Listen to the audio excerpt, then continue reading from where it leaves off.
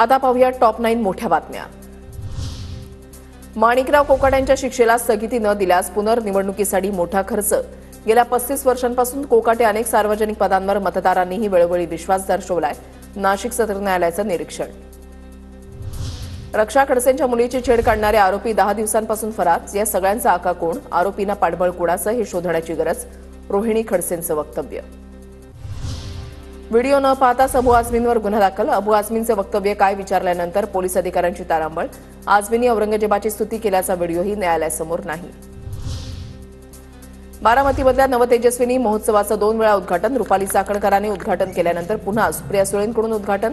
बारामतीमधल्या शारदा प्रांगणामध्ये महिला आर्थिक विकास महामंडळ आणि बारामती नगर परिषदेच्या वतीनं कार्यक्रमाचं आयोजन। अजित पवारांच्या राष्ट्रवादीची कोल्हापुरात सदस्य नोंदणी मोहिमेसाठी खास गुलाबी रंगाच्या गाड्या गावागावात फिरणार। कागल तालुक्यातून अजित पर्व अभियानाला सुरुवात। पालघरच्या वाढवण इथे खोल समुद्रामध्ये सुरू असलेलं सर्वेक्षण बोटीमधून जाऊन मच्छीमारांनी रोखलं।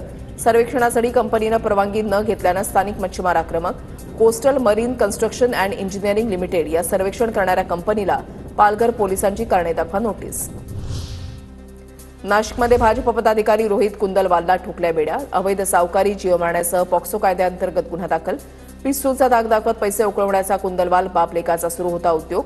कुंदलवालचे वडील कैलास कुंदलवाल फरार। रोहित कुंदलवालकडून 3 मोबाईल, आलिशान कार, पिस्तूल आणि कागदपत्र जप्त। नागपुरातील प्रसिद्ध शेफ विष्णू मनोहर यांचा हॅक झालेलं फेसबुक पेज रिकव्हर करण्यात पोलिसांना यश। पेज हॅक करून त्यावर अश्लील व्हिडिओ टाकले जात होते। रिकव्हरीनंतर मनोहर यांनी मानले माध्यमांचे आभार।